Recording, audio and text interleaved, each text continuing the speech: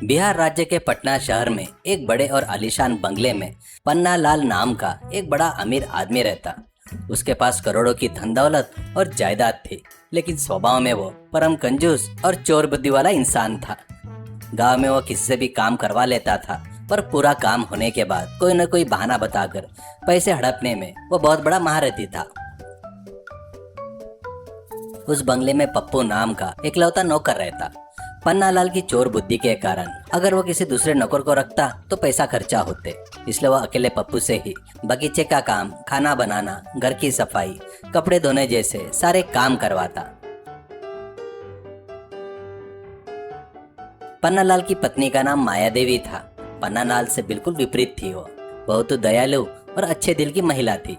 उसे पति का यह कंजूसपन और दूसरों को धोखा देने वाली चोर बुद्धि बिल्कुल पसंद नहीं थी। वो हमेशा उसे डांटती रहती। एक दिन पन्ना लाल ने अपनी चोर बुद्धि से एक सीधे साधे इंसान को बुरी तरह धोखा दिया और पटना शहर से दूर स्थित में एक गांव में गंगा नदी के किनारे एक कीमती खाली जमीन अपने नाम करवा ली। उस जगह को देखते ही उसके कंजूसी दिमाग में एक अजीब विचार आया। अरे वाह, गंगा नदी के किनारे इतनी खूबसूरत जगह मिली है। अगर यह फार्म हाउस में बना लिया जाए तो मजा आ जाएगा, लेकिन इस पर ज्यादा पैसा खर्चा नहीं करने चाहिए। किसी मिस्त्री को बुलाकर बिना एक पैसा खर्चा किए काम करवा लेता हूँ और बाद में उसे पैसे देने से मुकर जाऊंगा। ऐसा सोचकर उसने मनी मन में एक साजिश रच ली। वो तुरंत उस गाँव में गया और वहाँ के सबसे बड़े कुशल मिस्त्री किशन को उस नई जगह पर बुलाया। किशन बहुत ही अच्छा, बुद्धिमान और समझदार इंसान था। उसके साथ लड्डू नाम का एक मजदूर भी काम करता। लड्डू अपने नाम की तरह परम भोला था। उसे यह समझ नहीं था कि कब, कहां और क्या बात करनी चाहिए, इसलिए वह अक्सर अपनी जुबान फिसलने की वजह से कुछ भी बोल देता। देखो किशन मिस्त्री, की इस गंगा नदी के किनारे मुझे लकड़ी से बना एक शानदार और खूबसूरत फार्म हाउस बना कर दो। वो अगर दिखने में बिल्कुल राजशाही लगना चाहिए। जरा हिसाब तो लगा और बताओ कुल कितना खर्चा आएगा। पन्ना लाल जी, अगर इस जगह पर पूरी लकड़ी का एक मजबूत घर बनाना है तो मटेरियल और मजदूरों का खर्चा मिलाकर कम से कम 10 लाख रुपए का खर्चा आएगा।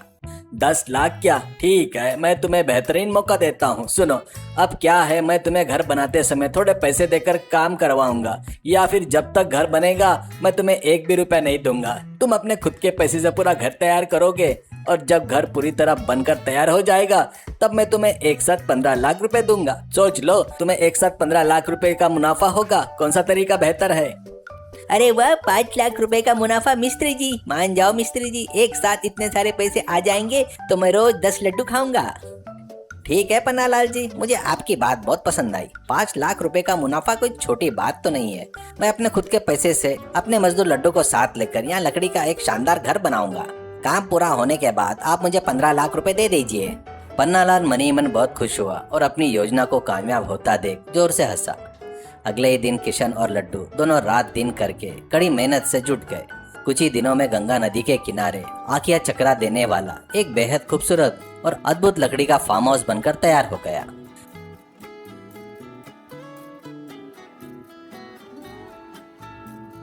काम पूरा होने के बाद पन्नालाल अपनी पत्नी माया देवी के साथ उस घर को देखने आया। माया देवी उस घर को देखकर बेहद खुश हो गई। अरे वाह किशन मिस्त्री, तुमने कितना शानदार घर बनाया है। गंगा नदी के किनारे ये लकड़ी का घर किसी मंदिर जैसा लग रहा है। अजी सुनते हो, मिस्त्री के पैसे तुरंत चुका दीजिए। क्या खाक अच्छा है, तुम्हारे चेहरे जैसा है। ए किशन मिस्त्री, यह तुमने कैसा घर बनाया है? यह खिड़की ठीक से नहीं है, दरवाजा टेढ़ा है। मैंने जो रंग कहे थे तुमने वो रंग नहीं लगाए। तुमने मेरी बात सुने बिना अपनी मर्जी से यह घर बनाया और मेरी जगह को खराब कर दिया। तुमने मेरे नियम तोड़े हैं, इसलिए मैं तुम्हें 1 रुपया भी नहीं दूंगा। शरीफी की तरह यहाँ से चले जाओ, वरना पुलिस को बुला लूंगा। मेरे लड्डू के पैसे का क्या होगा सर? किशन बिल्कुल नहीं घबराया। पन्ना लाल जी, मुझको आपकी चोर बुद्धि और कंजूसी के बारे में पहले से ही पता था। आप इसी तरह पैसे हड़प लेंगे यह सोचकर ही मैंने काम के लिए हाँ की थी। लेकिन एक बात याद रखिए, आप मुझे मिन्नतें करेंगे, मेरे पैर पकड़ेंगे और इस घर को बनाने के बदले में आप मुझे बहुत जल्द 20 लाख रुपए देने वाले हैं। ये मेरी बात लिख कर रख लीजिए। चलता हूँ। इतना कहकर वो लड्डू को साथ लेकर वहाँ से मुस्कुराते हुए चला गया। अरे जाओ जाओ, ऐसे सपने देखते रहो। मेरा घर मुझे मिल गया, अब तुम्हें 1 पाई भी नहीं दूंगा। उसी रात पटना शहर और उसके आसपास के गांव में अचानक भयानक मूसलाधार बारिश शुरू हो गई। गंगा नदी का जलस्तर तेजी से बढ़ गया और आधी रात होते होते भयानक बाढ़ आ गई, जिससे नदी के किनारे बसे सारे गांव पानी में डूब गए। पन्नालाल, मायादेवी और उसका नौकर पप्पू तीनों एक नए घर में गहरी नींद में सो रहे थे।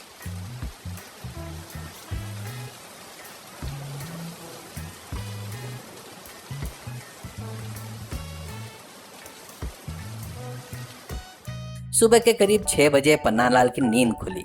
वह अंगड़ाई लेते हुए घर से बाहर आया और आसपास का नजारा देखने लगा।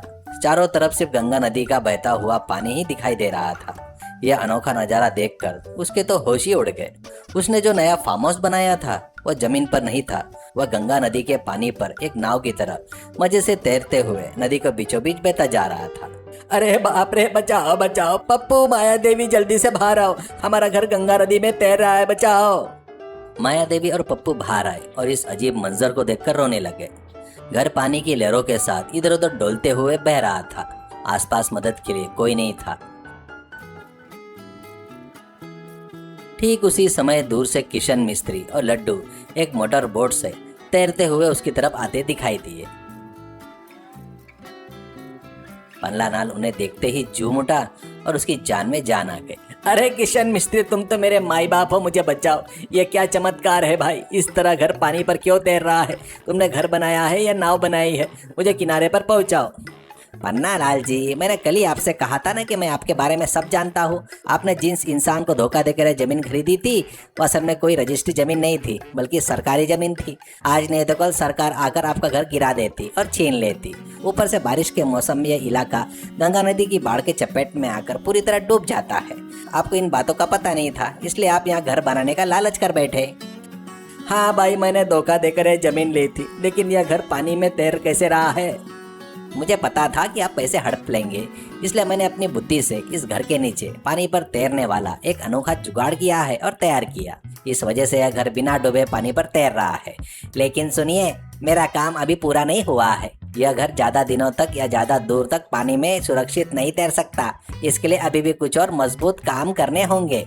इसका इंजन लगाना होगा, तभी यह घर पूरी तरह सुरक्षित हो जाएगा। तो फिर जल्दी से वह काम करो ना मिस्त्री, हम मर जाएंगे। ऐसा नहीं होगा पन्नालाल जी। मेरे पुराने काम के 15 लाख रुपए और इस बाढ़ की आपकी और आपके घर की जान बचाने के लिए इस इमरजेंसी के लिए 5 लाख रुपए, कुल मिलाकर 20 लाख रुपए अभी के अभी अगर आप मेरे हाथ में रख देंगे, तभी मैं बोट में रखे इस मोटे रस्सी से आपके घर को बांधकर किनारे तक खींचूंगा और बाकी का काम पूरा करूंगा। वरना आप अपनी इस कंजूसी और करोड़ों की दौलत वाले इस घर के साथ तीनों मिलकर गंगा नदी में समा जाएंगे और फैसला आपका है। हाँ पन्नालाल जी, 20 लाख रुपए देंगे तभी रस्सी फेंकेंगे, वरना टाटा बाय बाय। हमारी बात नहीं मानोगे तो गंगा मैया आपको पास बुला लेगी। पन्नालाल ने नीचे देखा। पानी के तेज बहाव के कारण घर धीरे धीरे डगमगा रहा था और डूबने की स्थिति में आ रहा था। उसे समझ में आ गया, पैसों से ज्यादा उसकी और उसकी पत्नी की जान कीमती है। पन्नालाल तुरंत अंदर जाकर पैसे लाकर, अरे ये लो किशन मिस्त्री, पूरे 20 लाख रुपया, कृपया करके मुझे और मेरी पत्नी को बचा लो। मुझसे जो गलती हुई है उसके लिए मुझे माफ करो। आगे से मैं कभी ऐसे पैसे नहीं हड़पूंगा। किशन लाल ने मुस्कुराते हुए पैसे ले लिए। उसने तुरंत बोट में रखे मोटी रस्सी को लकड़ी के घर के खंभे से मजबूती से बांधा और मोटर बोट की मदद से उस 20 लाख के जुगाड़ वाले घर को सुरक्षित तरीके से बाढ़ के पानी से बाहर निकाल कर किनारे पर ले आया।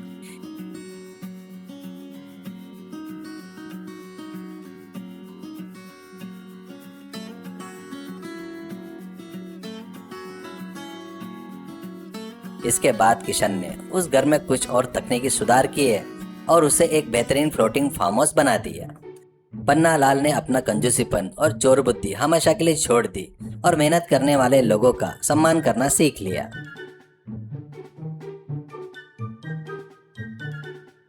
अत्यधिक कंजूसी और चोर बुद्धि से अगर हम दूसरों की मेहनत की कमाई हड़पने की कोशिश करेंगे तो प्रकृति हमसे भी बड़े उपाय के साथ हमारा सब कुछ छीन लेगी। एक मेहनती मिस्त्री की बुद्धि के आगे अमीर आदमी का लालच हमेशा हार जाता है। पैसों से कहीं ज्यादा इंसान की जान और इसकी ईमानदारी की कीमत होती है।